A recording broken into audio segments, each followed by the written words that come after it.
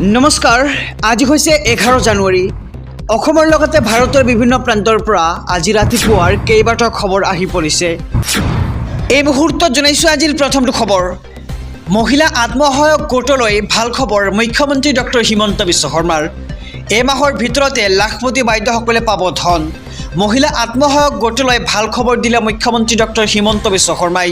মাঘ বিহুৰ পিছতে মহিলাসকলে লাভ কৰিব লাখপতি বাইদেউ আঁচনিৰ ধন আৰু প্ৰথম পৰ্যায়ত লাভ কৰিব 10,000 টকা, দ্বিতীয় পৰ্যায়ত 25,000 আৰু তৃতীয় পৰ্যায়ত লাভ কৰিব 50,000 টকা। আৰু এই মাহৰ ভিতৰত ছাৰ্ভে সম্পূৰ্ণ হোৱাৰ পিছতে লাভ কৰিব ধন। ভাল কাম কৰিলে পুনৰ বৃদ্ধি পাব ধনৰ পৰিমাণ। প্ৰথমে লাখপতি আৰু তাৰ পিছত মহা লাখপতি হ'বলৈ মহিলাসকলক পৰামৰ্শ দিছে মুখ্যমন্ত্ৰী ডক্টৰ হিমন্ত বিশ্ব শৰ্মাই। আৰু মহিলা আত্মসহায়ক গোটলৈ ভাল খবৰ দিলে মুখ্যমন্ত্ৰীগৰাকীয়ে। আৰু মাঘ বিহুৰ পিছতে মহিলাসকলে লাভ কৰিবলৈ সক্ষম হ'ব লাখপতিৰ ধন। আৰু প্ৰথম পৰ্যায়ত 10,000, দ্বিতীয় পৰ্যায়ত 25,000 আৰু তৃতীয় পৰ্যায়ত লাভ কৰিব 50,000 টকা। এই মুহূৰ্তত জনাইছোঁ আজিৰ দ্বিতীয় নম্বৰ খবৰটো। কেতিয়া উদ্ধাৰ হ'ব উমৰাংচত আবদ্ধ শ্ৰমিক? জীৱন মৃত্যুৰ সন্ধানত অভিযান অব্যাহত। পঞ্চম দিনা উমৰাংচত চলি আছে জীৱন মৃত্যুৰ সন্ধানত অভিযান।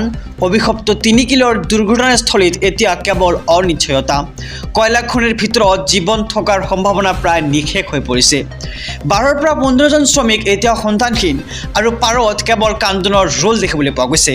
ৰাজ্যৰ বাহিৰৰ পৰা অত্যাধুনিক মেচিন আনি পানী সিঁচাৰ চেষ্টা চলোৱা হৈছে আৰু বিভিন্ন উৎসৰ পৰা পানী খনিত সোমাই থকাত বাধাগ্ৰস্ত অভিযান।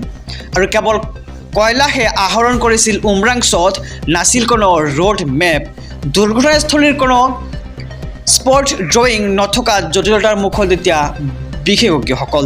আৰু অভিশপ্ত খনিটোৰ আশে পাশে আছে অসংখ্য অবৈধ খনি। কয়লা আহৰণ কৰি অতি বিপদজনকভাৱে এৰি দিয়া হৈছিল খনিবোৰ আৰু সেই খনিৰ সৈতে সংযোগ হৈ যোৱাটোৱে 3 কিলোৰ খনিটোলৈ আহিল বিপদ। আৰু পঞ্চম দিনৰ উমৰাংচত চলি আছে জীৱন মৃত্যুৰ সন্ধানত অভিযান। পঞ্চম দিনো এতিয়া চলি আছে অভিযান। এই মুহূৰ্তত দিবলৈ লৈছোঁ আজিৰ তৃতীয় নম্বৰ খবৰটো। কেতিয়া অনুষ্ঠিত হ'ব পঞ্চায়ত নিৰ্বাচন?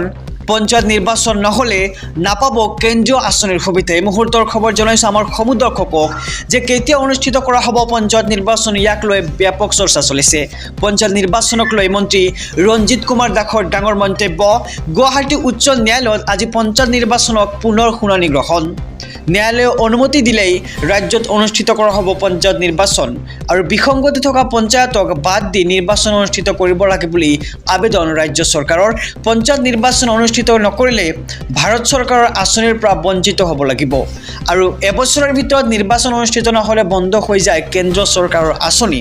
আৰু এইবাৰ ৰাজনীতিমুক্ত হ'ব পঞ্চায়ত নিৰ্বাচন।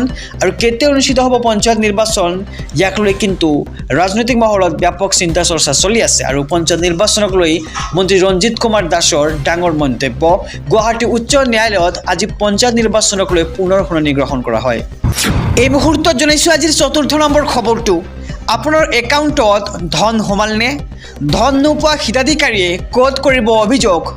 এই ক্ষেত্ৰত ৰাজ্য চৰকাৰে মুকলি কৰিছে হেল্পলাইন নম্বৰ। অৰুণোদয়, বৃদ্ধ পেঞ্চন, দিব্যাংগ, বিধৱা পেঞ্চনৰ ধন সোমালনে আপোনাৰ একাউণ্টত? কোনো হিতাধিকাৰীয়ে যদি লাভ কৰা নাই ধন, তেন্তে ক'ত কৰিব অভিযোগ? আমি সবিশেষ জনাই যাম। চৰকাৰে এইসমূহ আঁচনিৰ বাবে ব্যয় কৰিছে 387 কোটিতকৈ অধিক টকা। আৰু 44.78 লাখ হিতাধিকাৰী হ'ব উপকৃত। আৰু চৰকাৰে মুকলি কৰিলে বিশেষ হেল্পলাইন নম্বৰ। আপুনি লিখি ৰাখক এইটো নম্বৰটো জনাইছোঁ। নম্বৰটো হৈছে 0361 2237 আকৌ কৈছোঁ নম্বৰটো আপুনি স্ক্ৰীনশ্বট বা লিখি লওক। এই নম্বৰ যদি আপুনি ধন লাভ কৰে তেন্তে অভিযোগ দিব পাৰিব। নম্বৰটো হৈছে 0361 2237 আৰু এটা ফোন কলতে আপুনি লাভ কৰিব পাৰিব চৰকাৰী আঁচনিৰ ধন, অৰ্থাৎ আপোনাৰ অভিযোগ দিব পাৰিব। আৰু নতুনকৈ অৰুণোদয় আঁচনি লাভ কৰা হিতাধিকাৰীৰ একাউণ্টতো জমা হৈছে আজিৰ দিনটোত চৰকাৰী আঁচনিৰ ধন। আৰু প্ৰতিগৰাকী হিতাধিকাৰীৰ একাউণ্টত ধন জমা হোৱাটো নিশ্চিত কৰিছে ৰাজ্য চৰকাৰে প্ৰতি মাহৰ 10 তাৰিখে। আৰু ইয়াৰ লগতে বৃদ্ধ পেঞ্চন লাভ কৰা হিতাধিকাৰীৰ একাউণ্টতো জমা হৈছে আজি ধন। আৰু দিব্যাংগ আঁচনিৰো ধন জমা হৈছে আজিৰ দিনটোত। আৰু ডিবিটি যোগে হিতাধিকাৰীয়ে লাভ কৰিছে এই ধন। আহিছোঁ পৰৱৰ্তী খবৰৰ মাজলৈ।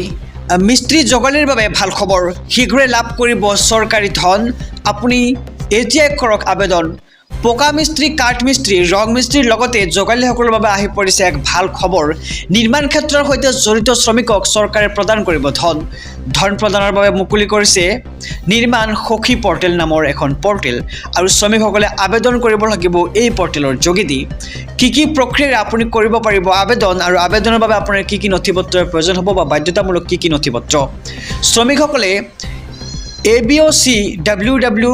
abocwww.assam.gov.in পৰ্টেলত নিজৰ নাম পঞ্জীয়ন কৰিব লাগিব আকৌ জনাইছো পৰ্টেলটো abocwww.assam.gov.in পৰ্টেল আৰু আৰ্থিক সাহায্যৰ আবেদনৰ বাবে প্ৰতিগৰাকী শ্ৰমিকক লাগিব ই-শ্ৰম কাৰ্ডখন আৰু আধাৰ আৰু ই-শ্ৰম সংযুক্তকৰণৰ পিছতে কৰিব পাৰিব আৰ্থিক সাহায্য বিচাৰি আবেদন আৰু অধিক জানিবৰ বাবে আবেদন যোগাযোগ কৰিব পাৰিব আপুনি শ্ৰম বিষয়ৰ কাৰ্যালয় অথবা PFCত আইছো পৰৱৰ্তী খবৰৰ মাজলৈ উচ্চতম ন্যায়ালয়ৰ ডাঙৰ মন্তব্য শিক্ষাৰ বাবে পিতৃ মাতৃৰ পৰা ধন লোৱাৰ অধিকাৰ আছে কন্যাৰ শিক্ষাৰ খৰচৰ বাবে পিতৃ মাতৃৰ পৰা ধন লোৱাৰ অধিকাৰ আছে এতিয়া কন্যা সন্তানক পঢ়াৰ খৰচ পিতৃ মাতৃয়ে দিয়াটো বাধ্যতামূলক এই মন্তব্য আগবঢ়াইছে দেশৰ সৰ্বোচ্চ ন্যায়ালয়ে আৰু কন্যাই পঢ়িব বিচাৰিলে ধন দিব লাগিব পিতৃ মাতৃয়ে আৰু এক গোচৰ সন্দৰ্ভত এই মন্তব্য দিয়ে বিচাৰপীঠে আৰু ন্যায়াধীশ সূৰ্যকান্ত আৰু ন্যায়াধীশ উজ্জ্বল ভূঞাৰ বিচাৰপীঠে দিয়ে